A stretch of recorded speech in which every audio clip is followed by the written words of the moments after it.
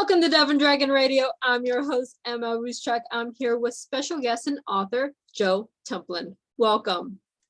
Thank you for bringing me on. I'm looking forward to this. So you have a little bit going on. You're an author, you do podcasts, you do a little bit of everything according to your website, and it's called Everyday Excellence. So yes. What led you into this and what came first? So the website is basically a vehicle to help deliver the book and supplemental material around that. So all the podcasts that I'm on with wonderful people like you can live there. And I put up 5 different micro blogs per week so that people can get additional extra little hits. But Everyday Excellence is really derived from my growth and development as a person. And one of my friends asked me how long it took me to write the book. And I joked that it took me 40 years. And then it took me 40 seconds to have the idea behind it. So I understand, as an author, I completely get it. So literally I was downstairs. I'm working from my home office right now. So that's why you don't see all the cool medals and stuff. I was downstairs. I was listening to some Black Sabbath. I had Jocko Willink playing something, throwing around a kettlebell, and all of a sudden it hit me like a lightning bolt. I'm like, excellence is a habit. Habits need to be done every day. Everyday excellence. And then I knew the structure of the book, ran upstairs and basically brain dumped for about 5 minutes to get out of my head, went back downstairs, finished my workout, and then I actually started the fun part of writing the book. Isn't that always the funnest part in the writing thing, is actually getting the words from your head to the paper? Yes, and part of it was the structure of the book is every single day starts with a quote from somebody, whether it's Albert Einstein or Jimi Hendrix or Rosa Parks, and then there's discussion around it. And then the last step is an action item, because that way we can translate it from being theoretical and all up here to actually doing things to change your life and the life of others. But the most fun part of this was actually researching quotes, because I had certain quotes or ideas that I wanted on certain days. Like on Valentine's Day, I wanted something about love. On Star Wars Day, May the 4th, I wanted the quote by Yoda. So on Halloween, I wanted something fun there. International Talk Like a Pirate Day, I needed a pirate quote, obviously. Mm-hmm. So then building that out around it, that's where a lot of the most fun part of this was. Right, but okay, people don't understand. There's millions of quotes out in the cyberspace. Some of them are really cool from people that we know, and some of them are from fictional characters, and some of them are people we don't actually think about. But at the same time, when all you of them, I used all of them. Yeah, they're there.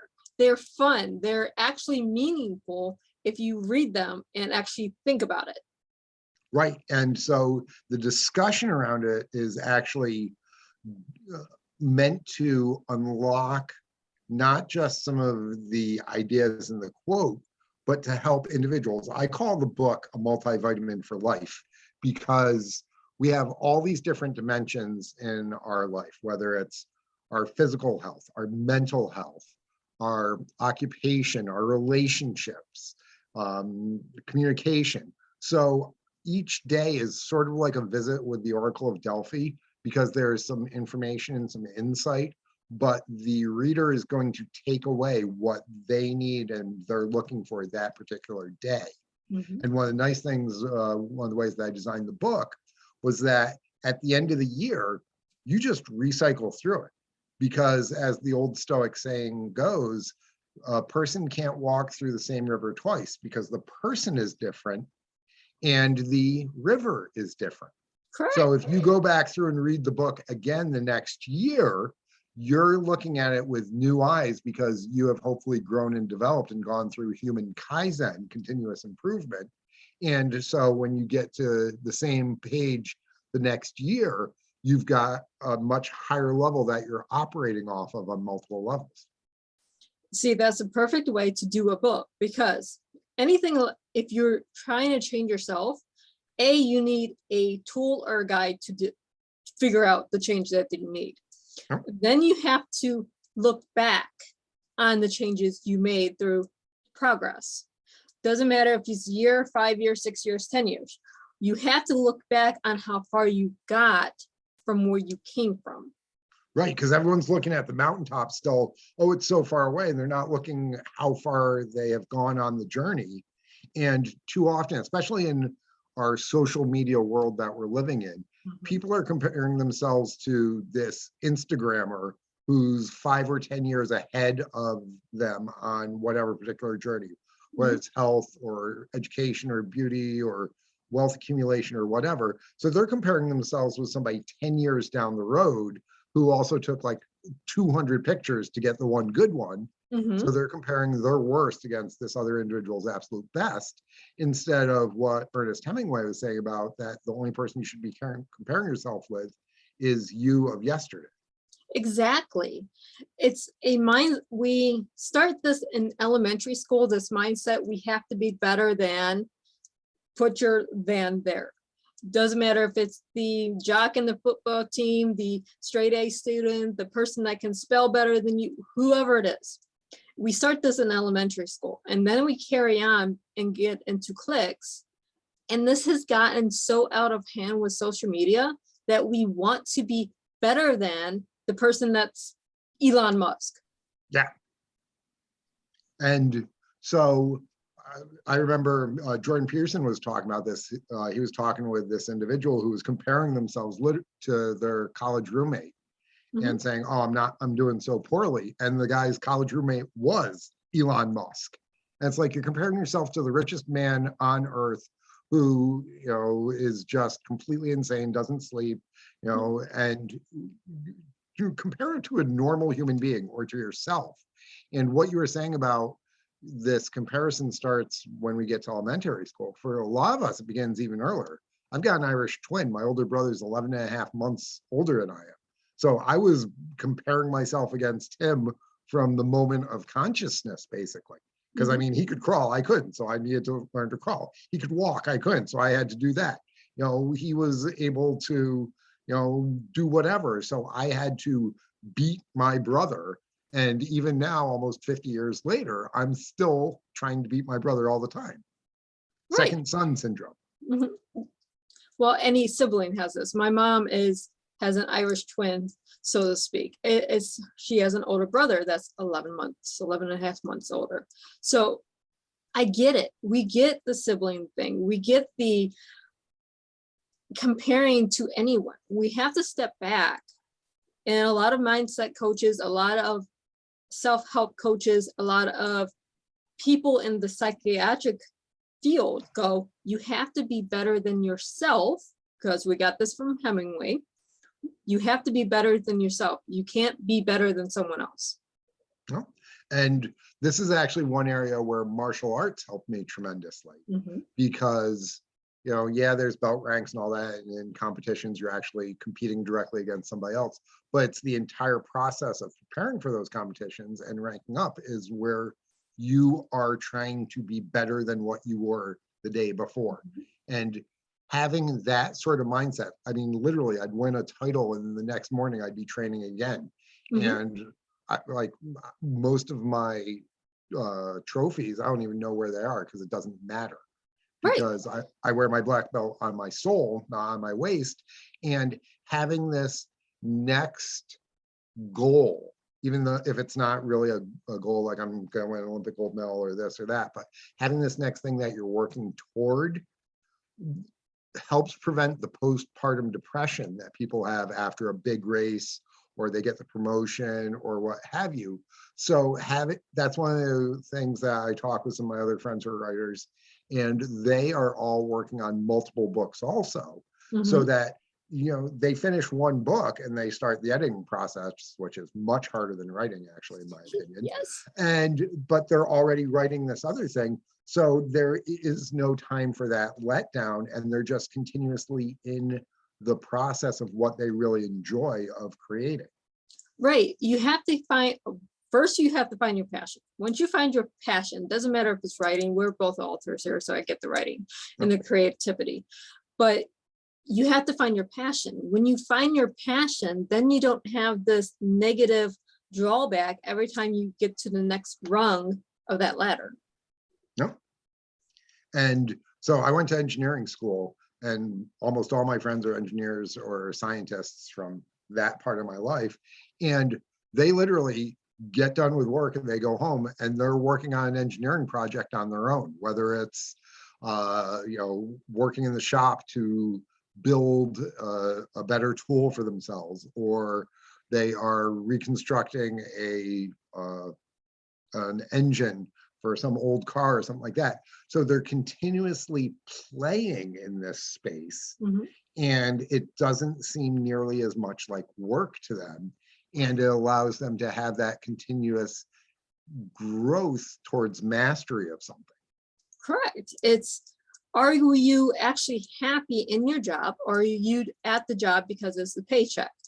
Are you happy in your life, in your surrounding, in your house, in your relationship? Or are you just there because you're there? Right. And there's always going to be crap in the world. I mean, that's just the way it is. No job is perfect all the time. But if there's enough elements of it and it is intellectually stimulating, it is a good group of individuals. So there's the same sort of mindset of growth mindset within that space, or the right culture overall. If there's sufficient of that, then it allows them to be able to adopt really that growth mentality that Dweck talks about, and people can then have long range fulfillment, even if they're not happy in every single moment. Exactly. I can tell you as a CEO, I'm not always happy with my job. It's my company. Yeah. It's my And you're company. like, damn, my boss sucks. And you look in the mirror and you're like, what are you doing? Exactly. So it happens regardless if you love your job, if you created your job, or if you're working for someone else. At the same time, you have to be better than you were yesterday. And for the people who can get into that groove, essentially, the sky's the limit. I mean, they avoid burnout at work. They, if they have that in their relationships or what they're doing outside of the work realm, they actually have a much more sustainable existence in a lot of ways. Exactly. And they tend to be happier and healthier in a lot of capacities because their body's producing a lot less cortisol, which ages the body tremendously. Exactly. Have you ever met a person that is down on the luck, probably lives in what we call the projects, and is the happiest person when you talk to them? They don't care where they live. They don't care that where they're working. They're just happy. Yeah. And then you have these people that live in these $1 million houses that are just so grouchy. Miserable. Yeah, completely. There's no other way to describe it. They're absolutely miserable. So it's all in mindset. It's not in how much money you have, what job you have, or what career path you chose, or how long it's taking you to get to that career path. It's, are you happy? Right. It's enjoying the journey overall. And so one thing that I describe it as is, especially with like younger people, I've got teenage sons, is look at life like it's a giant video game in a lot of ways. And everybody's like, okay, we want to get to the castle and save the princess and get the gold and all that sort of stuff. Well, maybe that's not the object of your particular game. And while you're doing your game, while you're on this quest, there's numerous side quests along the way. You might go into the tavern and talk to the weird old man and get the map that you need to get someplace. You might go into the little cave and sleep overnight and rest and recharge. That's going on vacation. You might go someplace and learn some skills. That could be taking a course, whether it's on painting, if that's not what you do, or a cooking class, or your minor in college, or the example I always use is Steve Jobs taking a calligraphy class after he dropped out of college because they interested him. And that's where we end up getting all the cool fonts that we now have on the Macintosh. and that later went into Microsoft Word. So it is those sort of things. And as Steve Jobs said, it's only looking back, you can collect the dots. But if you're looking at like this is all side quests and different ways to make me a better person, or and give me the relationships or skills or resources I need to ultimately be more successful, then it's even more fun along the journey. Exactly. We all went through 2020. So we just go to 2020. What did we learn in 2020 looking back? Did we learn a new skill? Did we learn how to connect with our family members? Did we learn how to use Zoom for the first time? All led to growth to today. Right. When we're going, and it's all choices what you're going to do, because are you going to sit there and just watch The Bachelor and eat Cheetos and put on the COVID-19 and grow your apocalypse beard and live in your pajamas? Or are you going to do something different? So like 2021, I ran my first 2 ultra marathons of my life, and I wrote 3 books. Perfect. Okay. I also pretty far along the path of getting my divorce and all that, which was on the list of not great stuff. But you know, we have a choice. We have lots of choices. One of the things that I talk about with people that I coach is that the average person makes around 10,000 micro decisions a day. And as Colossus tells Deadpool in Deadpool 2, I'm a big comic book guy, if you couldn't tell. You're perfectly fine. If I was sitting in my office, you'd see all the Thor stuff behind me. But it's 4 or 5 moments. And for a hero, it's 4 or 5 big decisions. But for a regular person like us, it's those 4 or 5 micro decisions every single day that determine, is our arrow pointing down for the day, or is it pointing up? You know, are we making the better choices, or as we used to say in my fraternity, the less dumb choice? So if you can make those couple of better decisions throughout the day, you end up having a better day and a better week. And ultimately, over months and years, you end up in a much better place overall because of those tiny little decisions.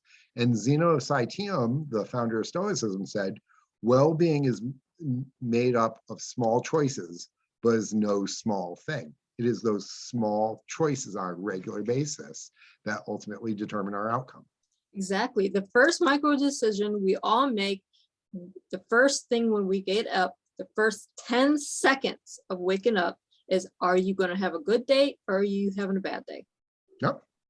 And as a special needs father, you know, I see this blatantly with my youngest with autism. You can tell if it's going to be a bad day. And so one of the things that I learned with working with him is, if it's going to be a really bad day, I literally put him back into bed and cover him back up. I'm like, we're going to reset the day, buddy. We go like this, and we hit the reset button. Takes his glasses off. He climbs back into bed. I cover him back up. I turn the lights out. I walk out. I leave him there for about 1 or 2 minutes. I come back in, and we literally restart the day. And most of the time it actually works, so that he gets off to a better start. It's about an 80% chance of that working. I have an autism daughter as well. So that is a very common coping mechanisms for autism families. Let's restart the day. Because, and here's the thing, for those of us who are normies, as my son calls us, you know, we're technically neuronormal, even though my friends would never say I'm normal. You know, exactly.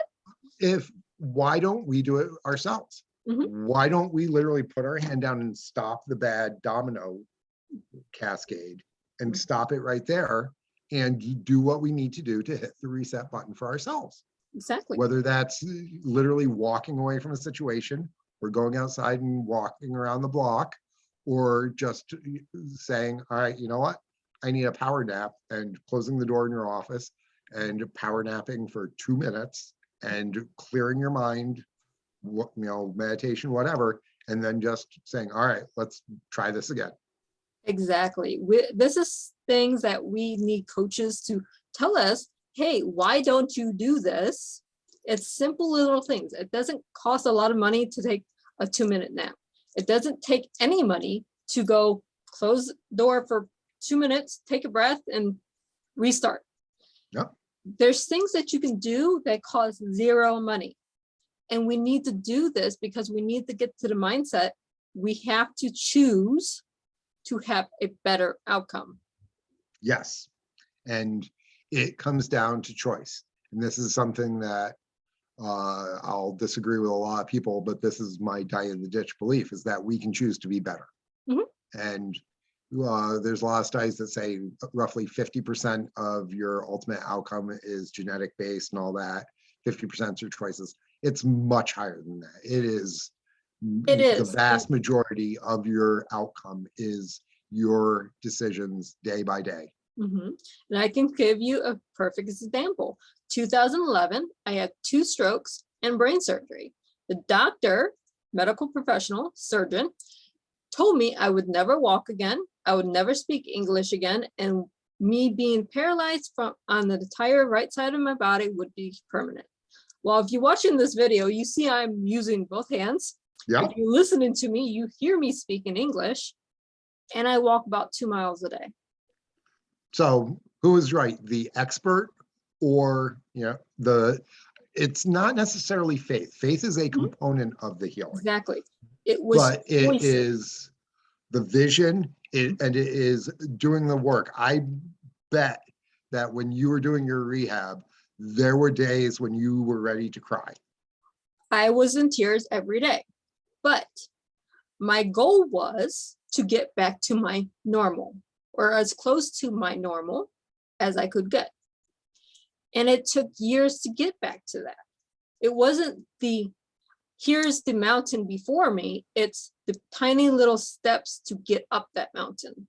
And that's choices you have to make every day. I make those choices every day just to get out of bed. We all do, if we know it or not. We choose how our day's going to be the moment we open our eyes. And too many people choose to give up when it gets tough. So the toddler learning to walk, do they say, oh, this is too difficult, I'm giving up and I'm just gonna, crawl for the rest of my life? No, they don't. They get through it because they want what's on the other side. As Friedrich Nietzsche said, if somebody has a strong enough why, they can overcome any how. And your why was so powerful that you went through whatever it took to get through there to get back. Exactly. Now, if we can teach other people, this is why we have this podcast and why we write books and why we do talks. We want to teach people to overcome the why or the how with a better why. Why do you want to do this?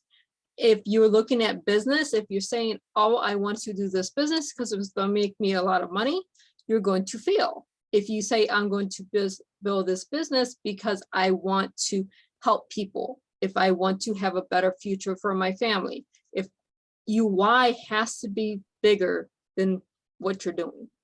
Exactly. Like when I was building my financial services career 25 years ago, I wanted to quit every single day. People were hanging up on me.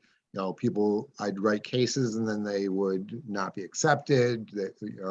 It was a struggle. And my mom's like, why don't you just go be an engineer with your best friend? Why don't you go, use your MBA and, go run a company or stuff like that. But I kept doing it because of what I was trying to do. I wanted to help people. I could build a career where I would be able to help people. And it was a struggle, and there were sleepless nights, and there were times when I didn't have a pot to piss in, but I got through it and I kept going, and I ended up becoming a 4 under 40 winner in the industry and writing multiple books and teaching all over the United States and Canada and helping tens of thousands of professionals turn around and help other people. And so I always talk about when you're building your career, whatever profession that is, there are really 2 main components. There is your skill set, which you learn by studying, practicing, all these other things. But the bigger determinant is your will set. And Exactly. that is what gets you through all the tough times. Because guess what? Tough times are going to happen in all capacities of your life at some point. Mhm. At some point, you're going to have a loved one pass away. There's going to be the job you love is going to close down. You can have all these negative things happen to you. You can be in a relationship and it goes south for whatever reason. Negative things happen, but your willpower to get over those negative things is what is going to propel you to the next rung on your ladder. Exactly.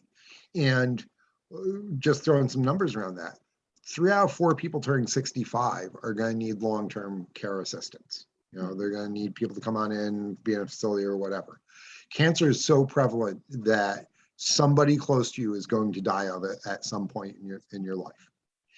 Roughly half of marriages end in divorce in the United States, and that spiked tremendously with COVID.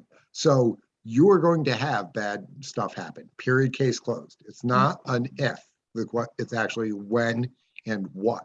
So we don't overcome it by avoiding it, because that's impossible. That it is inevitable. We don't overcome it by outsourcing it. We overcome it by becoming resilient. And one of the ways of becoming resilient is choosing to do the difficult things when you don't have to, so that you have the reserves for when you have to face it. So in good times with your business, you set aside money so that you have extra in case something happens, like, oh, COVID closes everything down, or you know, the commodities prices spike like we're going through now, or these other things. You know, you bank emotions in the good days so that you have them to draw from in the bad days. You go on out and run in the rain, even though you know it's going to suck, because it will make you better for when you have to tap into it on a long run, or when you're exhausted, or the kids puking at 3 o'clock in the morning, or these things that are called life. Yes, we all have to go through life. There's going to be negative and positive. It's how we handle the negative, because we can't avoid it. There's no avoiding negative. There is just handling it, overcoming it, and moving on. So let's talk about more strategies for that, because I think that's something that, you know, people listening to this might get something from it. I'm certainly getting some good stuff from this. So thank you for sharing. Oh, of course. I mean, this is why I love this format on this show. And you learn so much little nuggets. So what is some of the things that we can overcome the negative with? Well, I was going to ask you that because I wanted to hear something. Oh, you wanted to hear me talk. Yeah. Okay, so overcoming the negative, you have to find a positive line in it. It could be, okay, 2020 happened. I opened a new company. Worst time in the world to be opening a company, right? During 2020. But it's best business decision, because you either shrink or you grow. You have downtime, you're in a negative space. There's a place called edX. It's pairs with universities around the country, and it gives you free education. You can learn. Oh, yeah. I loved it. I loved it. During 2020, I actually took classes from Harvard for constitutional law. I actually have a certificate. I actually have 4 different certificates where I passed the classes. So I paid to be in those classes, but you don't pay the $50,000 per class. You don't pay the full thing. Yeah, you pay just for that one class, and it's a lot more discounted, and you get the education. You can find a silver lining. Am I sitting on the couch eating my popcorn today, or am I getting up and figuring out how to move forward? Is it taking a business class today? Is it taking a law class today? Is it taking time to go from an audio podcast to a video podcast? Is it going to a studio, or is it something in my room because I can't get to a studio? And how do I learn to adapt? Yes, you have to do this every day. I can't go to the gym today. So obviously, because the gyms were locked down 2020. Okay, what can I do at home to continue my gym exercises at home.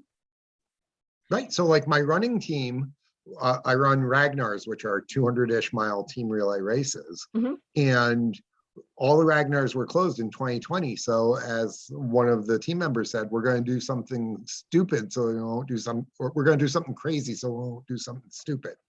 And so we had virtual 5Ks. We did a virtual Ragnar where we were mailing the slap bracelets to the team members back and forth. We did virtual Ragnars where we were calling the other person up. Okay, I'm 3 minutes out from finishing my run, your turn.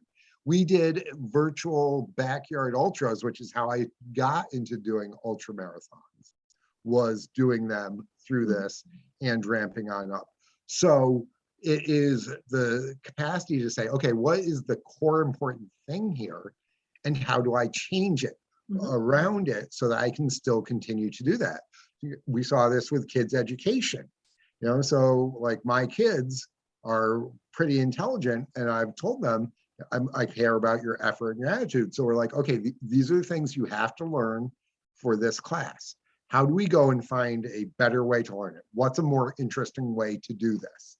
So we were taking field trips, like literally going to fields and doing all these other things to help supplement or replace what they were getting in class. And it helped make them have a greater appreciation for the learning. And my youngest is autistic, as I said. And so he lost his social worker, he lost, the structure of the class, he lost his Taekwondo class, he lost Cub Scouts for a year. So all these things that were giving him the structure that was really helping him, we had to find some other way to create reconstruct for him. That's when you have an autistic child, it's not easy to do that. Mine is now 19, so 2020 wasn't too bad, but at the same time, we have friends that have autistic children that were elementary school still. Yep, like so mine. So it's creating that structure. You have to do it regardless if you're autistic or normal. And you have to figure out what works for you. We can do classes, we can do books, we can do talks, we can do TED Talks, we can do all these seminars, but until you take a moment for yourself and say, I want to change, how do I change? And what am I willing to do to change? And one of the things that this allowed also was it allowed our kids to be able to develop some of the metacognitive skills. Is like, okay, buddy, you need to accomplish X. How about you help me figure out what's the best way for you to do this? What's going to work for you? And he started learning about his own learning styles.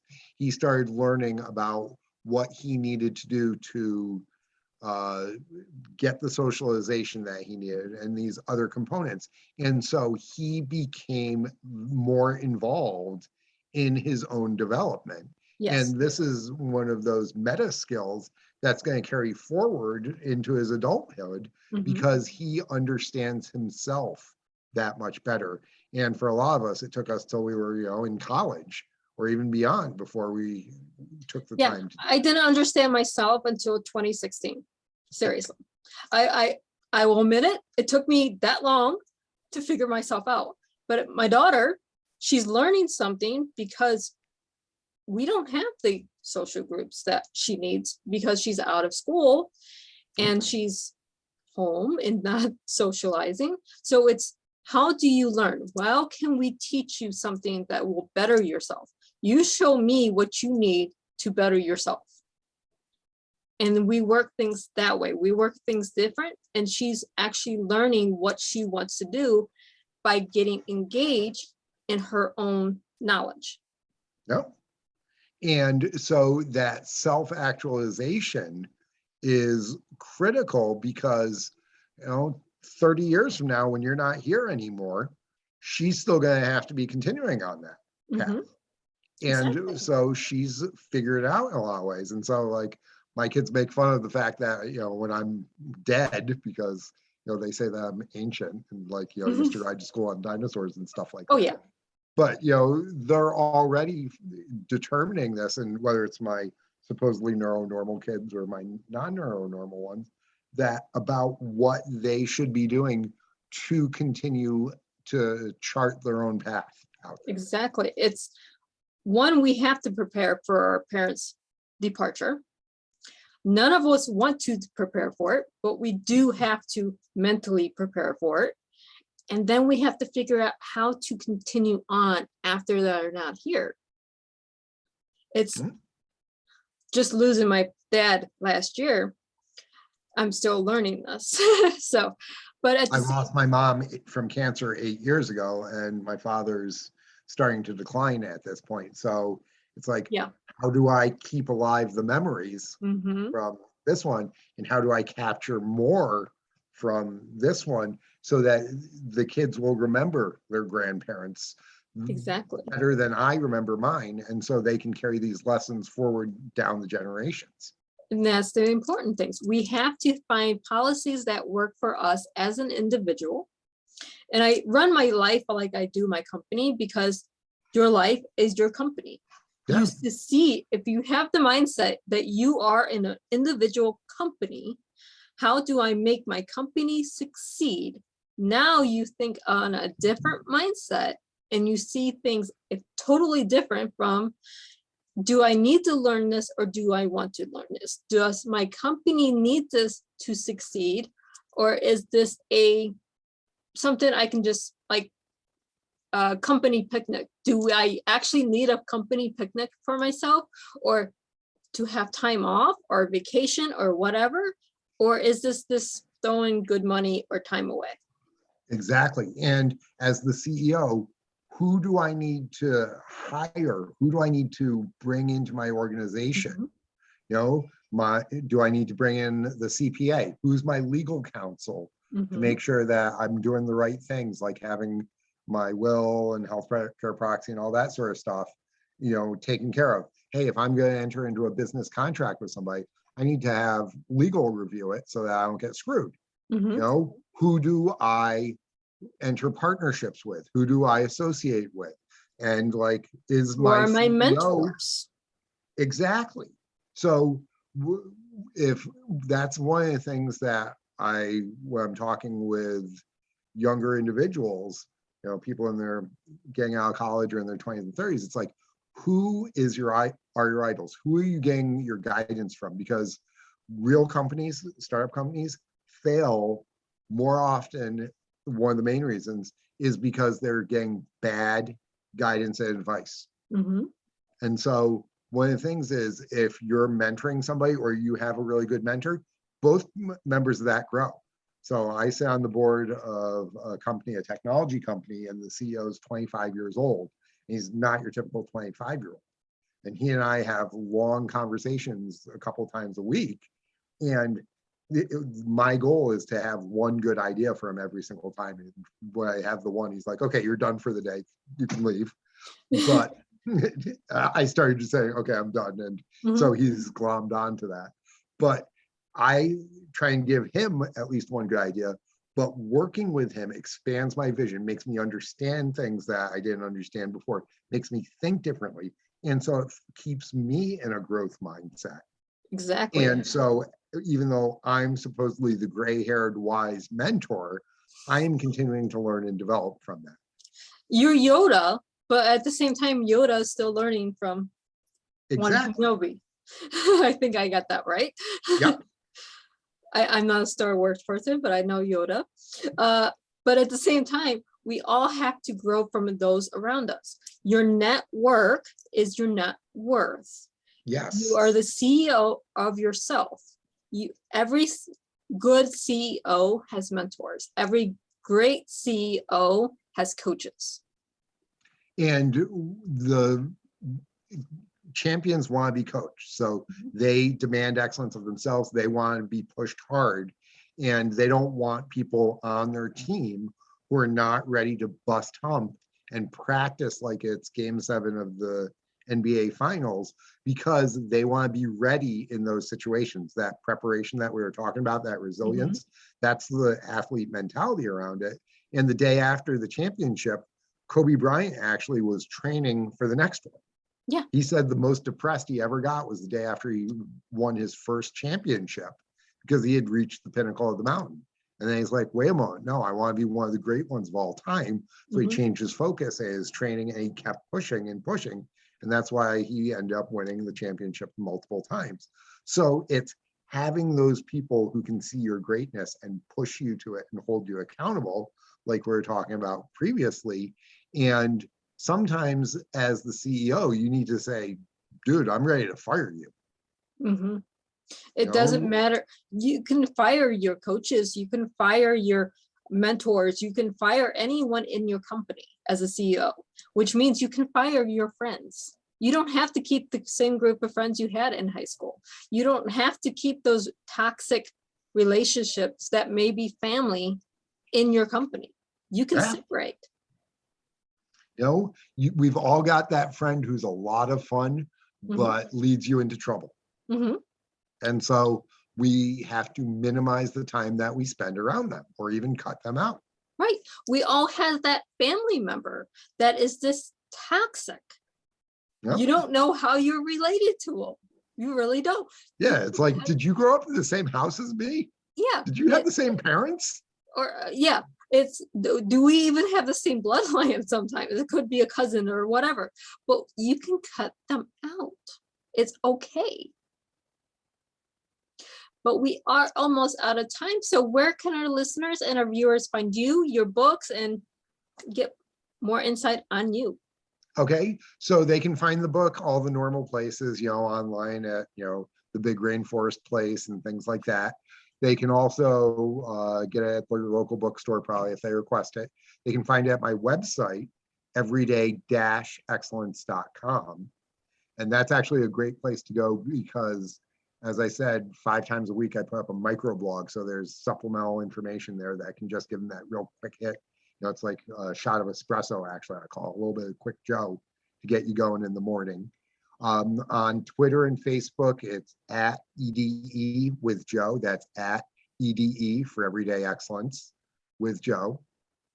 And they can reach me through the website or directly on Twitter or Facebook if anybody has questions.